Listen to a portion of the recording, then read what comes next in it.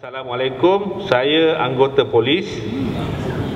Ada kemusykilan di mana setiap anggota polis sekarang ini telah memiliki dua kad penalan. Satu kad kuasa polis, satu lagi kad kebenaran awam.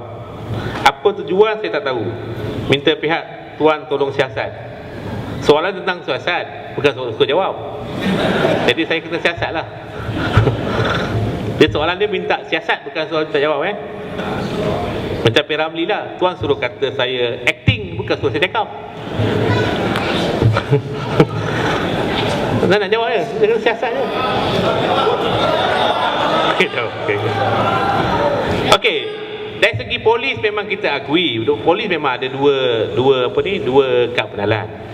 Kita tidak ada masalah dengan dua pengenalan ini sebab memang anggota-anggota tertentu memang ada rasional kenapa mereka memiliki ni lah.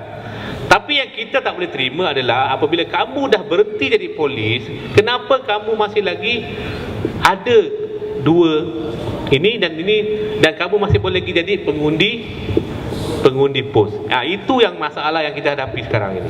Bukan masalah bagi kita, walaupun kita tak setuju dengan undi pos, tapi realitinya undi pos ini memang diberi kepada anggota keselamatan. Itu realiti yang kita terpaksa hadapi walaupun kita tak setuju.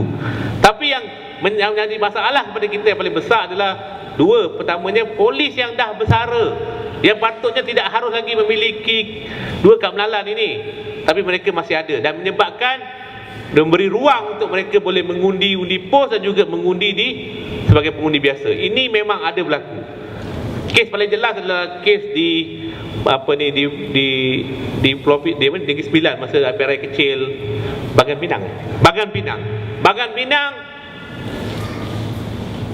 Kita telah kemukakan nama-nama yang menunjukkan polis ini telah bersara.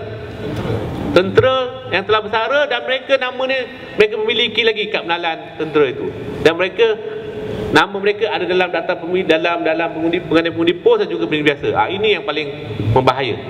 Jadi kita minta ini yang kita minta selesai. Yang keduanya yang kita tak setuju adalah isteri kepada walaupun tak tanya soalan ni, tapi isteri kepada pengundi pos ini yang tidak pun layak. Pertama tak layak tu, yang keduanya tak memohon pun menjadi pengundi pos, tapi mereka dimasukkan sebagai pengundi pos.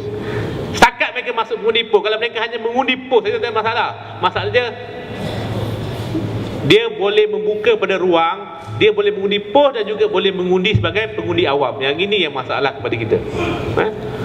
Tapi sekalian, ini perkara yang memang kita ada di dalam kuasa yang menghandle. Tapi saya percaya pengundi pos ni sebagai fixed deposit mereka lah. Tapi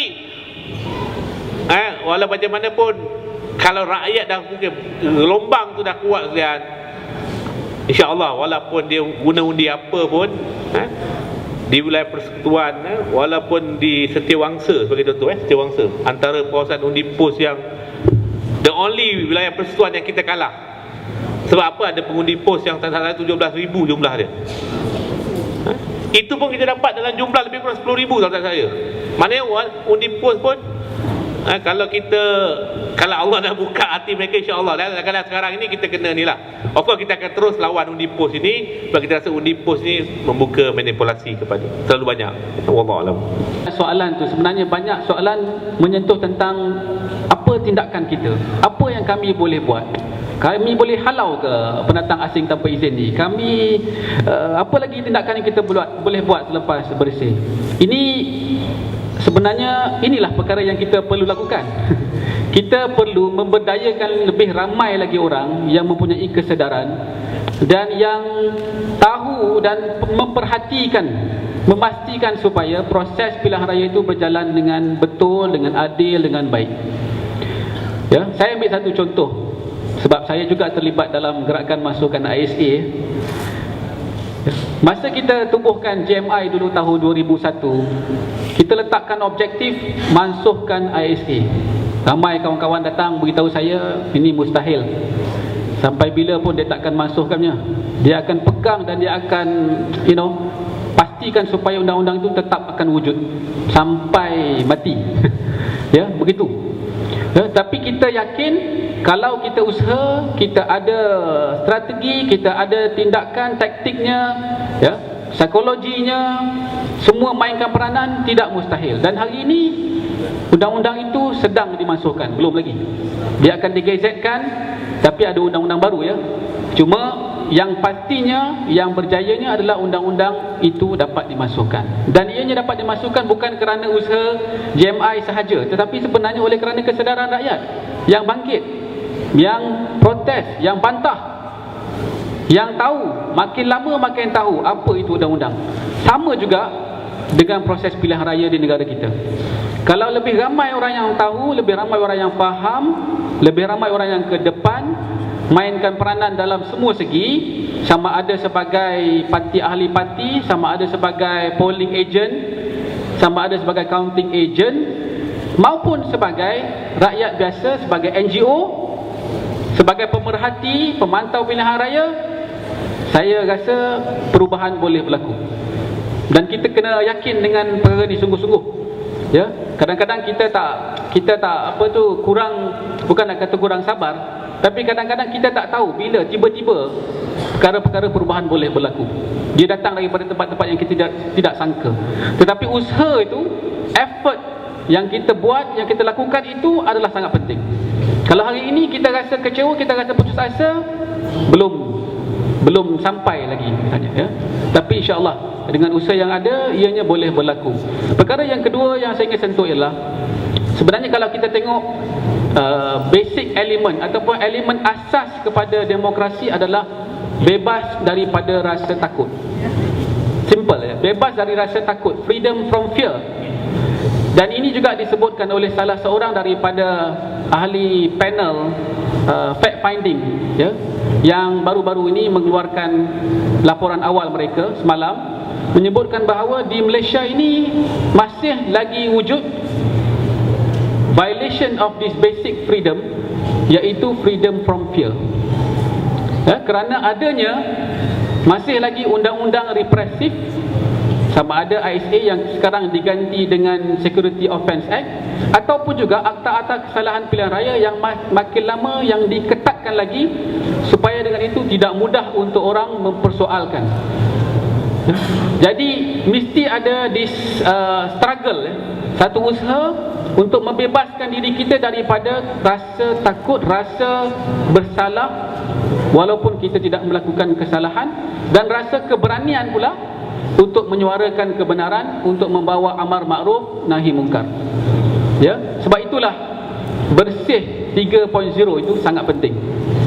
Sebab pada hari itu, ya, bukan sahaja orang-orang muda yang turun, tetapi orang-orang tua. Saya tengok, ya, jalan pun caping dan sebagainya. Orang tua, orang Cina yang sangat tua turun pada hari itu dengan secara kemas, tersusun, teratur. Sebab mereka makin lama juga makin sedar bahawa sebenarnya semua orang berperanan penting. Semua orang ada peranan, dan pada masa itulah, ya, kalau betul susah untuk kerajaan ataupun SPR untuk tidak mengambil tindakan serius. Ya, dia mesti ambil tindakan. Kalau tidak, akan berlakulah lebih banyak lagi protes, bantahan dan sebagainya. Dan akhir sekali saya ingin sebutkan di sini bahawa sebenarnya dalam proses electoral cycle, kitaran pilihan raya, dia ada banyak proses dia yang sepatutnya mudah untuk dilakukan oleh pihak SPR. Ya, banyak proses dia. Sama ada sebelum pilihan raya, ketika pilihan raya ataupun selepas pilihan raya. Ada proses legal, ada proses perancangan, pelaksanaan, voter registration, verification of results post election. Tapi dalam piagam ataupun dalam SOP antarabangsa, yang sangat penting dalam proses yang dilakukan oleh mana-mana election commission ialah adanya participation, keterlibatan yang banyak daripada parti-parti politik maupun dari segi NGO, badan penyelidik dan juga rakyat. Dan ini tidak berlaku. Jadi bila ini tidak berlaku, bukan sahaja kegagalan itu berlaku di pihak SPR, tetapi sistem yang menyokong itu juga adalah gagal. Dan oleh kerana itulah maka kita kena buat sesuatu untuk memperbaiki sistem, untuk mereformasikan proses pilihan raya, undang-undang dan sebagainya.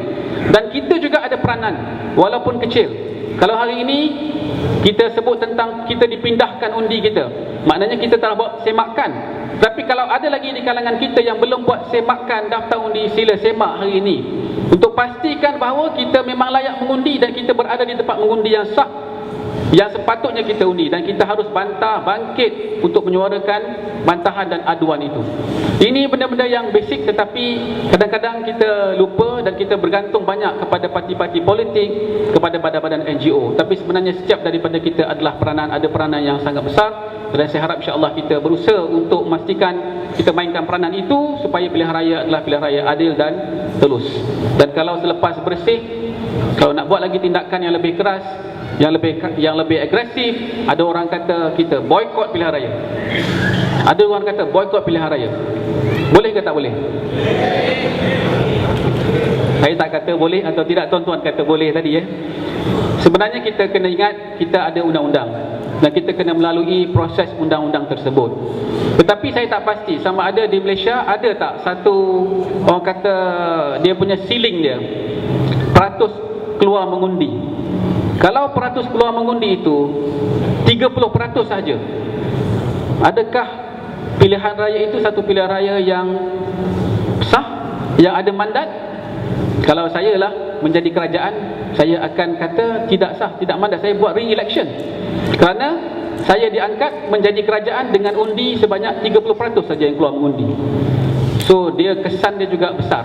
Tapi untuk kita nak kempen supaya orang jangan keluar mengundi, ini adalah satu kesalahan, bawa akta kesalahan pilihan raya. Jadi janganlah pula kita kempen ya. Tetapi ini antara perkara-perkara yang sudah pun berlaku. Saya ingat dalam pilihan raya di Pahang ya. Di Pahang, bukan Sanggang, di tempat yang lain. Batu Talam tak silap saya. Ya, ada boykot dibuat. Ya, boykot. Ya, itu oleh parti. Tapi sebenarnya bukan boykot oleh keseluruhan rakyat. Ya, tapi oleh parti dan mungkin penyokong-penyokong. Itu pun dibuat aduan dan sebagainya. Tapi itu salah satu cara tu. Ya, cuma saya yakin insya-Allah walaupun peratus mengundinya keluar tinggi, tapi dengan usaha yang kita lakukan ya, dengan protes bantahan yang terus berterusan oleh rakyat, insya-Allah kita akan dapat pastikan pilihan raya itu adalah pilihan raya yang baik dan sah. Assalamualaikum warahmatullahi wabarakatuh.